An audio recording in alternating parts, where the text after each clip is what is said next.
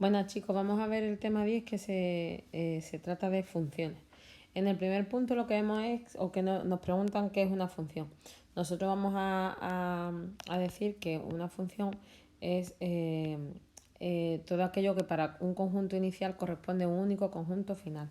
¿Qué significa eso? Por ejemplo, si tenemos esta gráfica, nosotros vemos que para el punto x igual a 1 corresponde un único punto, pues por ejemplo, que este sea y igual a 2. Para el punto x igual a 2, aquí y vale 0. Para el punto x igual a 3, aquí y vale menos 2. Pero si nosotros hacemos esta gráfica, para el punto x igual a 3 corresponden esta ahí, esta ahí, esta ahí, esta ahí, esta ahí. Esto no sería función porque para cada valor de x existen diferentes valores de y, ¿vale? Entonces una función es para que un conjunto de números, para que al conjunto inicial corresponda un único conjunto final, ¿vale? Ahora vamos a ver qué son las funciones a trozos. Las funciones a trozos que solamente las vamos a nombrar porque las vamos a ver más detenidamente el año que viene. En las funciones a trozos corresponde, tengo una función y en esta función tengo diferentes expresiones algebraicas dependiendo de, por ejemplo, vimos que teníamos, por ejemplo, x menos 1, si x es menor o igual que menos 1, y no sé, x cuadrado más 1, si x es mayor que menos 1.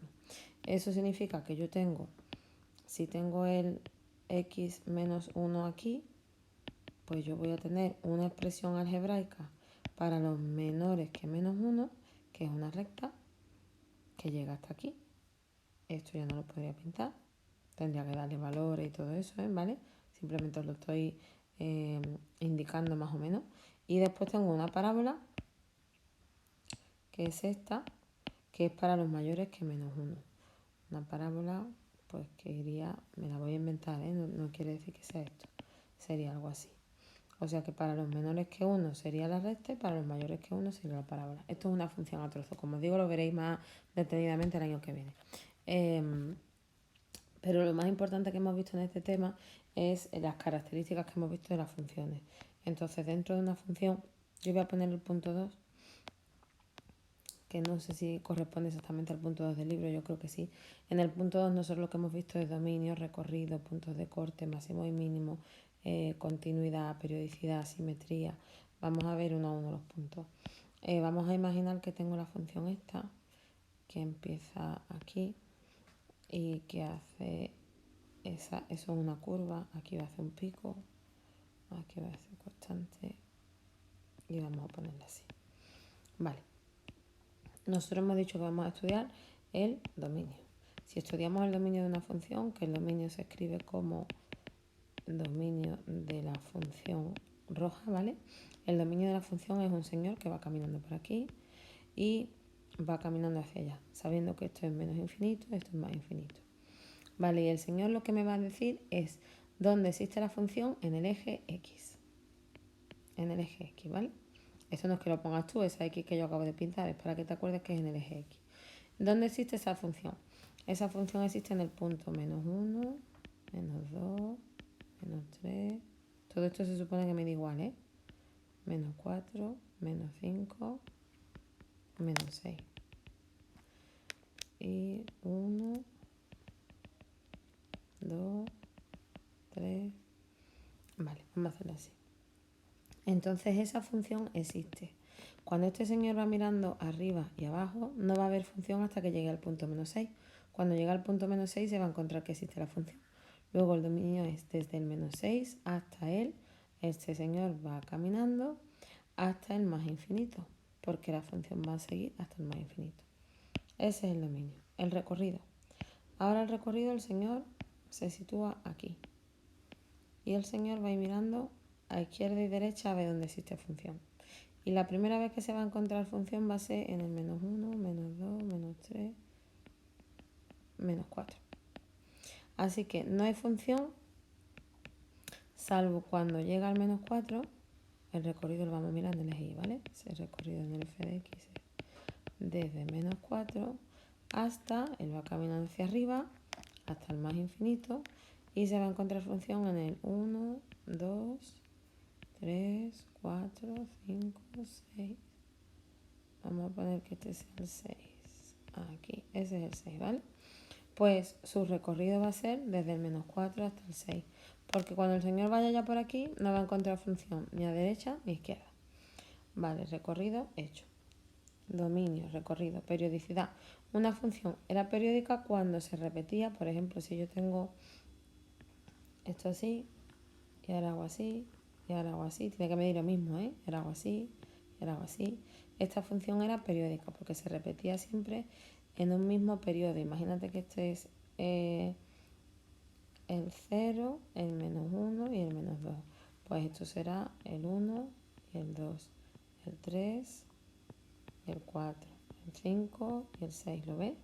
Cada 2 se repite. Su periodo, que era la t, era un 2, ¿vale? Y eso significaba que se repetía cada dos puntos en la x, y eso es que era una función periódica. Esta función no es periódica porque no se repite. Después teníamos lo que era una función simétrica. La función simétrica o la simetría de una función puede ser, vamos a escribirlo aquí, puede ser simetría par o simetría impar. La simetría par era la que cuando se doblaba sobre su eje Y coincidía exactamente. Por ejemplo, esto. Si yo doblo esto hacia allí y esto hacia allí, va a coincidir exactamente. Eso se llama simetría par.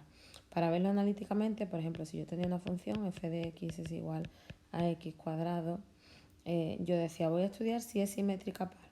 En vez de f de x voy a poner f de menos x.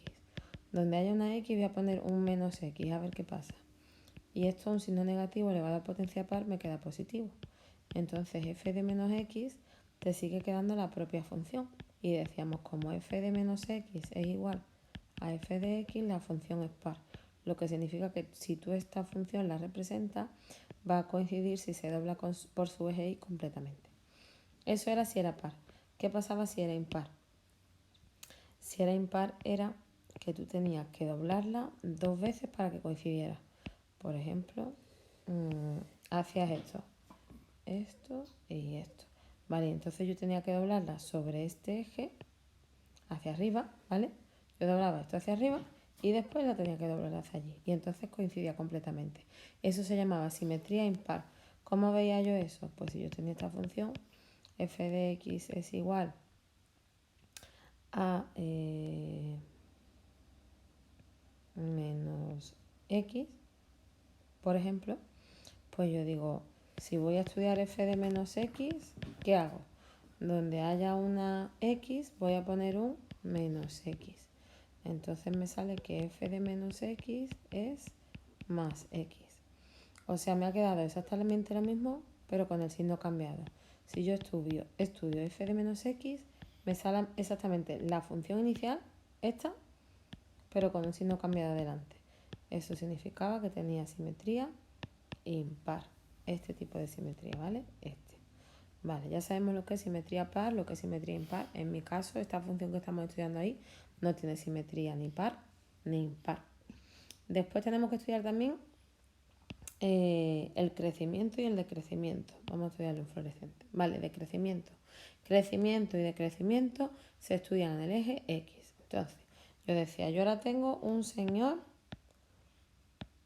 que se monta en mi curva. Aquí.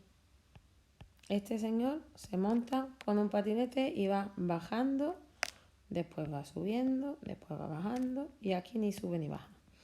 Vale, cuando vaya bajando es decreciente. Yo diré que esta función es decreciente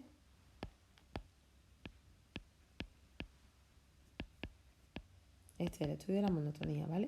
Yo diré esta función es decreciente y se mira en el eje X. Es decreciente desde el menos 6 hasta el menos 3. Pero también es decreciente aquí en este trocito. Aquí el señor también va bajando. entonces diré que también es decreciente del 2 al 3. Y en vez de decir decreciente de aquí a aquí y de aquí a aquí, se dice, como es un intervalo, no son puntos, son intervalos, se dice es decreciente de aquí a aquí unido de aquí a aquí. Esto es cuando es decreciente. Después vamos a ver cuándo es creciente. Pues es creciente cuando el señor va por aquí, va subiendo desde el menos 3 hasta que llega aquí, hasta el 2. Y ya no sube más. ¿Y cuándo es constante? Constante. Pues es constante desde aquí, cuando el señor va caminando por aquí, ni sube ni baja. ¿Vale? Pues entonces constante desde el más 3, que no hace falta ponerse más, hasta el más infinito, porque va a seguir siempre constante. ¿Vale? Mira, voy a ver cómo va mi función. Mi función va, decrece aquí. Decrece del menos 6 al 3. Después crece del menos 3 al 2. Después vuelve a decrecer del 2 al 3. Y después constante del 3 al más infinito. En vez de decir todo eso así seguido, como lo estoy poniendo, tú pones cuándo decrece, después pones cuándo crece y después pones cuándo es constante. ¿Vale? Dentro de la monotonía que estamos estudiando, dentro de la monotonía también hay que estudiar los máximos y los mínimos. Un máximo es una montaña y es un punto. Y un mínimo es una montaña al revés y es otro punto. ¿Cuál es este punto? Ese punto es aquí. Ese punto máximo, esto es un máximo dentro de la monotonía, ¿vale? Ese máximo tiene un punto, es un punto tiene una X y una Y, así que ese máximo es el punto 2, 6. Y se llama máximo absoluto. Máximo absoluto porque por encima de él no hay nadie. Después tengo un mínimo.